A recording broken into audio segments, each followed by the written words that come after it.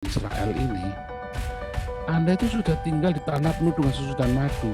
Nah, supaya Anda tetap jangan terpelanting keluar dari situ, Anda lakukan. Kebalik ya, lakukan Torah itu supaya Anda terpelihara, diberkati. Ya.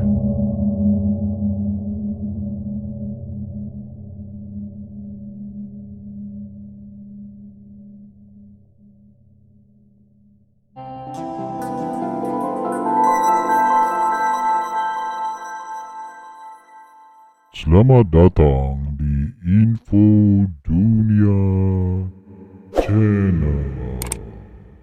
Jangan lupa subscribe dan like ya.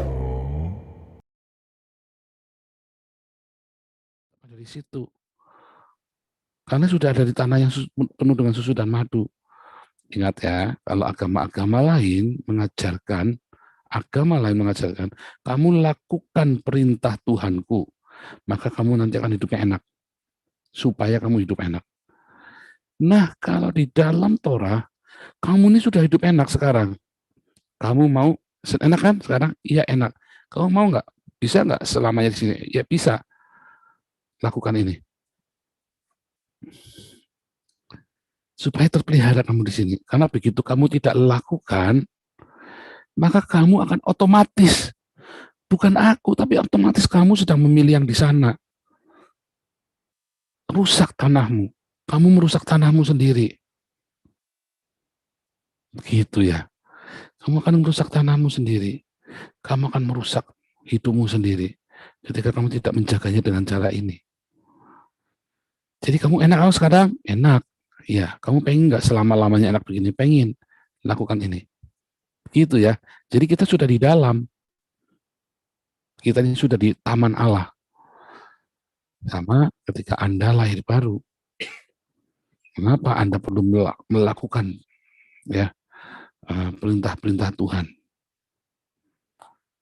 Supaya Anda bisa hidup terus di situ. Begitu Anda keluar, itu bukan susah. Karena di dalam kerajaan Allah itulah maka kita mendapat perlindungan. Ada hak konstitusi. Karena kita mengikuti konstitusi, maka ada hak yang kita peroleh dari konstitusi yang kita ikuti. Saya tidak mengikuti konstitusi negara Indonesia. Saya tidak bisa memperoleh hak-hak sebagai warga negara Indonesia. Kalau Anda tidak mengikuti sebuah konstitusi sebuah negara tersebut di Indonesia, maka Anda nggak bisa. Saya mengikuti konstitusi negara Eropa, dan saya menikmati hak-hak saya sebagai warga Eropa. Nangkep ya? Bukan Anda sekarang, Anda kan pengen menikmati seperti di Eropa kan? Wah, sekarang Anda di Indonesia mengikuti konstitusi Eropa. Anda bisa, terus masuk Eropa, Anda bisa. Anda ke sini dulu. Anda sudah sampai sini, supaya jangan Anda diusir dari sini, ikutilah konstitusi negara ini. Begitu ya, semoga saudara paham. Itulah Torah, itulah makna melakukan hukum Torah. Ya, Anda pergi dulu ke dalam tanah susu dan madu, dan lakukanlah Torah di situ dalam hidupmu. Anda masuk di dalam kerajaan Malkut Elohim, kerajaan Allah, ikuti konstitusinya supaya Anda jangan diusir keluar dari situ. Tapi kalau Anda tidak melakukan konstitusi, Anda diusir keluar. Itulah sebabnya ketika orang Israel meninggalkan, menyangkal Torahnya, dia mendua hati, maka dia terusir. Mengapa? Karena konstitusinya mereka rusak. Mereka tidak punya lagi nilai-nilai kedisiplinan bersama. Tidak punya lagi karakter bangsa. Mereka tidak punya lagi satu kesetiaan satu sama lain. Karena ketika Anda bicara agama, artinya Anda sedang bicara bangsa. Mereka kemudian berubah setia, dan saat itu mereka saling punya misi sendiri-sendiri. Yang satu mau menyebarkan Asitoret, yang satu menyebarkan Baal, satu menyebarkan Dagon. Dan saat itu kacau negara itu. Karena saat itu yang namanya agama itu, ya, itu benar-benar sebuah kehidupan yang merasuk dalam hidup mereka. Senggol bacok. Ya cuma itu agama itu senggol bacok ya, benar-benar senggol bacok. Nah, ketika orang itu berubah setia dari Yehova Elohim, ya mereka masing-masing mengusung agamanya sendiri-sendiri. Hancur saat itu mereka. Mereka berubah setia. Itu ya. Makanya hancur negaranya. Udah dia domba. Masuk lemah. Yang satu nyembah Allahnya orang Asyur. Asyur masuk. Ya, dia kan berpihak pada Asyur. Karena dia kan berkiblatnya ke Asyur. Yang satu berpihak pada orang Filistin. Karena dewanya orang Filistin. Makanya ketika orang-orang Israel Samaria ini diusir, 10 suku diusir, mereka lenyap hilang. Tapi orang Yahudi bertobat, dia menyembah Yehova Elohim. Ketika dia terusir dari tanahnya, dia menyembah kepada Yehova Elohim. Dan Tuhan di pembuangan itu pun Tuhan angkat mereka. Di pembuangan pun karena mereka bertobat dan mereka kemudian melakukan Torah itu, walaupun harus disesuaikan, tapi mereka kembali kepada Torah. Sehingga Torah itu disesuaikan di tanah yang bukan tanah mereka sendiri. Ya, di saat kita harus setia kepada Tuhan, tidak di dalam kondisi kita itu kan pilihan toh. Anda sekarang ini yang sedang hidup dalam baik-baik saja, Anda memilih untuk tetap melakukan apa yang menjadi kehendak Tuhan, hidup di dalam kasih dan kekudusan, atau Anda memutuskan untuk ya nanti saja. Kalau saya sudah lagi dalam penderitaan, saya baru melakukan kasih dan kekudusannya, itu kan pilihan. Bisa nggak kita sih tanpa penderitaan kita mengalami kasih dan kekudusan? Bisa banget. Anak saya pernah bertanya, Pak, bisa enggak kita itu enggak bikin salah sama Tuhan?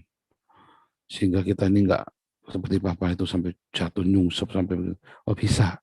Contohnya siapa Pak? Nah, itu Ishak, itu Nabi Samuel, itu Elia. Semua itu melakukan apa yang Tuhan mau. Jangan nyontoh Daud, ya, jangan nyontoh yang aneh-aneh. Ya, nyontoh kita semua pengen nyontohnya Daud sih. Ya kalau wah, kita langsung nyontoh Daud, Daud aja boleh dosa, masa saya nggak boleh dosa? Ya kamu sanggup nggak nanggung dosanya?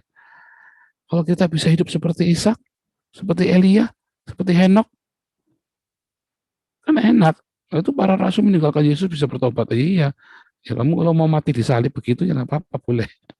Kalau kamu siap mati jadi martir, kalau kamu siap untuk melakukan dengan semua yang apa yang kita takutkan kita tuai. Tetapi kalau kita sedang hidup di dalam damai sejahtera Tuhan dan kita tetap setia dengan kasih karunia Tuhan dalam itu dengan kasih dan kekudusan, maka kita nggak perlu untuk hidup sampai di Babel, dibuang ke Babel di dalam penderitaan yang amat sangat supaya Anda bisa melakukan Torah itu dengan setia. Nggak perlu. Pada kenyataannya orang Israel gagal. Mereka tidak bisa setia kepada Torah, kepada hukum Tuhan di tanah penuh dengan susu dan madu. Mereka baru setia setelah mereka di bawah himpitan di dalam kerajaan Babel sampai dengan hari ini. Sampai dengan mereka pembuangan Zionis kemarin ya, tahun 1948, mereka setia. Di dalam pembuangan itu mereka setia kepada Tuhan, tidak pernah menyembah Allah lain. Kepada Yehova Elohim. Nah, saudara kita balik, tadi dibacakan. Ternyata ya, Torah itu begitu hebat. Torah itulah kasih. Torah itulah kasih karunia untuk umat manusia. Bukti bahwa Allah mengasihi umatnya dengan Torah. Karena ketika tidak ada Torah, tidak ada hukum, semua manusia hidup di dalam kejahatan yang luar biasa. Dan kemudian Yehova Elohim memberikan hukumnya supaya manusia itu bisa hidup di dalam tanah perjanjian. Jadi Torah itu adalah sebuah kasih Allah kepada manusia. Nah, kemudian manusia memandangnya di sebaliknya. Torah itu menjadi beban. Wah, itu repot. Ketika Tuhan menunjukkan kasihnya kepadamu, tetapi kita malah memikirkannya itu adalah beban. Dia repot. Wah, itu kejadian. Bukannya nggak kejadian, kejadian. Ya, Tuhan Yesus berkata, marilah datangku yang letih lesu, marilah datang kepadaku yang letih lesu dan berbeban berat. Ya. pikulah kuk yang kupasang. Sebab kuk yang kupasang itu enak, bebanku ringan. Ya kan? Supaya kita tetap tinggal di dalam kasih karunia Tuhan Yesus. Kita tetap harus pikul kuk itu dan pikul bebannya. Tapi kita bilang, oh repot amat. Aku suka begini Tuhan. Free man. Free sex. Free will. Kita punya free will untuk tetap hidup di dalam kasih karunia Tuhan. Tetapi kita punya free will untuk keluar dari kasih karunia itu. Dan bukan Tuhan yang menghukum kita. Tuhan Yesus berkata, kalau barang siapa percaya kepadaku, iya kan, selamatkan. Tapi kalau nggak percaya, ia sudah dibawa penghukuman. Ya, Yohanes 3. Ia sudah ada di bawah penghukuman otomatis, tanpa Tuhan menghukum. Dia sudah memilih untuk di bawah penghukuman, di bawah kutuk. Di luar Tuhan Yesus itu tempat yang terkutuk. Ketika kita memilih untuk keluar dari kasih karunia Tuhan Yesus itu, kita di bawah kutuk. Masalahnya, terus kita membuat aturan itu sendiri. Oh iya, oke, aku tak bikin aturan. Terus Anda membuat Torahmu sendiri. Membuat aturan-aturan sendiri yang bukan Torah. Yang bahkan di dalam perjanjian lama aja nggak ditulis. Bikin Torah sendiri. Ya. Anda, ya kan. 1, Trinitas. 2, ke gereja setiap hari Minggu. 3, perpuluhan. Itu Torah semua yang Anda bikin semua sendiri tuh. Padahal kalau Anda mau perpuluhan, Anda harus disunat. Tetapi, Tuhan Yesus bilang tadi ya, yang utama, ya, kamu ini persembahan selasi, perpuluhan, tetapi yang utama malah nggak dilakukan, yaitu belas kasih. Ya. Malah nggak dilakukan. Kita banyak melakukan ritual dan simbol-simbol keagamaan. Tetapi yang utama, yang penting, justru inti dari Torah itu, dari hukumnya Tuhan itu, yang intinya yaitu mengasihi Tuhan dan mengasihi sesama. Bagaimana mengasihi Tuhan? Mengasihi Tuhan itu caranya, ternyata di dalam Keluaran 23 tadi, ada kata orang yang mengasihi aku. Itu kata eleos ya, kata keshet, yang menunjukkan kasih setianya kepadaku, keshet. Keshet itu eleos bahasa Yunani, itu yang dipakai dengan kata yang menunjukkan belas kasih. Jadi bagaimana Tuhan aku menunjukkan belas kasih kepada Tuhan? Ya kan tadi aku akan memberi menghukum orang yang membenci aku sampai 3-4 keturunan, tapi akan menunjukkan kasihku kepada orang yang menunjukkan kasihnya kepadaku, menunjukkan kasih setianya kepadaku. Nah, bagaimana aku menunjukkan kasih setia Eleos itu kepadamu Tuhan? Tuhan Yesus ngajarin kepada kita, dia menjelaskan, coba Anda lihat tadi ya, bagaimana lebih penting mana? Aku nggak penting hari Sabat, aku penting belas kasih. Aku nggak penting bergaul dengan orang berdosa, aku penting belas kasih. Dalam Matius 9 ayat 13. Aku tidak penting semua persembahan-persembahan, aku lebih penting belas kasih. Hosea 6 ayat 6 jelas ke aku, ya, di dalam Hosea 6 ayat 6 itu, wah lebih keras lagi itu, jelas banget. Ya, kita baca saja Hosea 6 ayat 6 ini ya. Hosea 6 ayat 6. Lihat ya. Sebab aku menyukai kasih setia dan bukan korban sembelihan, dan menyukai pengenalan akan Allah lebih daripada korban bakaran, lebih dari semua ritual-ritual ibadahmu. Ada kasih setia, banyak. Kita pergi ke gereja setiap minggu, tetapi tetangga kita lapar aja Anda nggak tahu kan. Saya pernah suatu ketika ya, ada seorang pendeta ini ya, diketuk, dia kan kita lagi sama-sama gitu, di lampu merah gitu ya, terus diketuk sama gepeng gitu ya, gelandangan dan pengusaha anak kecil, kacanya dibuka, dimarahin. Saya kaget, pendeta ini, pendeta ini, jangan pegang-pegang, loh. Saudara, ada yang lebih penting daripada semua ritual-ritual ibadahmu, daripada semua gelar-gelar evangelis, pendeta, referen, nabi, apa segala macam. Itu apa? Belas kasih kita. Keshet. Ya, bukan keset, keset. Eleos, itu apa? Mercy, kasih setia, belas kasih kita kepada orang-orang sesama. Ada yang lebih penting dari semua ritual-ritual dan atribut-atribut agama kita, yaitu belas kasih kita kepada sesama kita, kepada tetangga, bukan kepada istri tetangga, bukan ya, bukan. Tetapi kepada tetanggamu yang kurang masih tetangga, your neighbor, sesamamu ya. Anda baca, wah ini Pak Paul ngajari mengasihi tetangga. Ngawur kamu, salah dengar, masih ngantuk. Bukan, saya tidak mengajari Anda ngasihi tetangga. Saya ajari Anda itu mengasihi your neighbor, itu maksudnya sesama manusia. Menunjukkan belas kasihmu. Lagi puasa, orang datang lagi puasa. Nah ini, aku menagih utang, ya jangan. Nah, banyak orang puasa. Oh, saya puasa Esther Pak. Oh, sambil puasa Esther sambil nagih utang, ya jangan. Yesaya 58 bilang apa? Harus tunjukkan belas kasih. Oh, lagi puasa, orang utang lah datengin, tapus utangmu.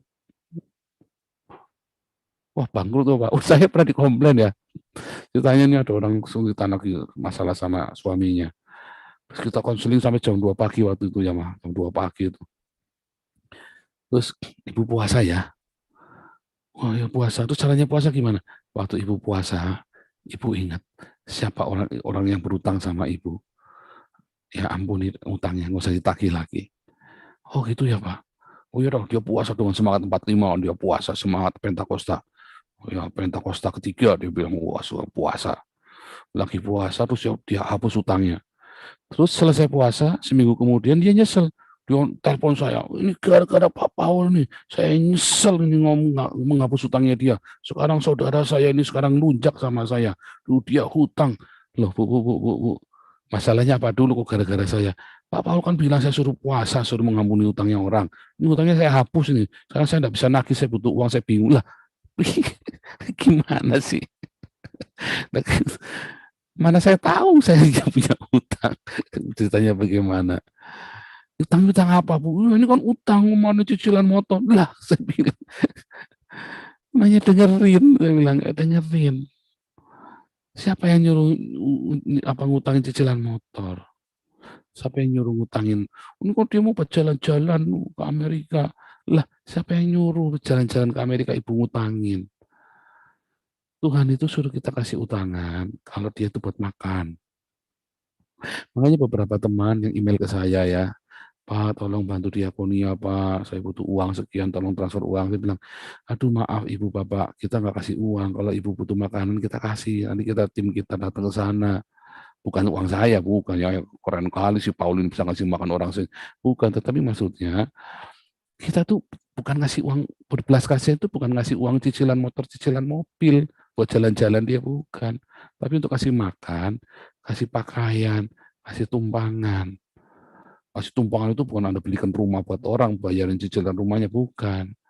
Ya kasih tumpangan itu ya rumah singgah itu loh. Ya, sebatas itu. Bukan Anda tuh nampungin tetangga semua, dibawa tampungin di rumah, yang enggak juga. Ya, itu rumah singgah yang dimaksud. Nah, saudaraku, ada yang lebih penting dari semua atribut, ritual, dan simbol. Yang bahkan itu semua oleh Yesus itu benar-benar yang hari Sabat di benar-benar ya. Lihat, Yesus sudah mengajarkan, menjelaskan apa sih Torah itu. Belas kasihan. Torah itu ini adalah kasih kepada Bapa dan kasih kepada sesama. Yaitu menunjukkan belas kasih kita. Bagaimana mengasihi sesama? Orang Samaria yang murah hati itu, itulah mengasihi sesama. Orang Samaria yang murah hati itu ya. Karena ada orang Samaria, nggak usah dibahas ya, nanti Anda cari orang Samaria murah hati. Ya, Lukas 13 ya itu masalah ya. Yang kedua mengasihi. Bagaimana sih mengasihi itu hanya tidak kelihatan. Ada di Matius 25 ya, di ayat 34 dan 41. Kalau kamu memberikan belas kasihmu kepada orang yang paling hina ini, siapa yang paling hina dalam hidupmu? Mertuamu kah? Ya kan? Siapa yang paling hina? Adikmu kah? Suamimu kah? Istrimu kah? Dia begitu hinanya dalam hidupmu. Tunjukkan belas kasihan kepada mereka. Itulah mengasihi Tuhan. Bagaimana kita mau mengasihi Tuhan? Oh, aku ngasih dupa Pak tiap hari Pak. Satu ini Pak, satu lusin Pak, Dupa tak taruh di depan rumah mengasihi Tuhan. Oh enggak, aku tidak butuh itu katanya, aku tidak butuh korban bakaran. Wah aku potong ini Pak, kemarin potong gajah Pak, tak bakar kemarin Pak. Wah apalagi, enggak butuh. Potong gajah, enggak butuh, potong dinosaurus saja enggak butuh kok. Aku lebih menyukai belas kasihan. Jangan potong dinosaurus, aku lebih menyukai belas kasihan. Ingat-ingat itu. Ingat-ingat itu dalam hidup kita ya saudara. Jangan sampai kita terjebak di dalam ritual-ritual agama. Kita gembar-gembor, wah Tuhan, Tuhan nangis-nangis, wah sandal lawas, wah, wah, wah, wah. Sambil nangis-nangis. Terus Tuhan bilang, enggak berguna anakku. Aku lebih menyukai belas kasihan. Enggak berguna. Itulah sebabnya hiduplah dalam belas kasihan. Nanti hidup akan diberkati. Di tanah yang kuberikan kepadamu ini. Tuhan Yesus bilang begitu, Yehova Elohim bilang begitu. Anda mau tinggal di tanah penuh susu dengan madu, ya lakukanlah Torah. Apa sih melakukan Torah? Menunjukkan belas kasihmu kepada sesamamu dan kepada musuh-musuhmu. Itu melakukan Torah. Simpel ya. Apa sih melakukan Torah kalau begitu? 1 sampai 10 hukum Torah, dijabarkan lagi 613. Nah itu zaman itu, ingat itu zaman 4000 tahun yang lalu.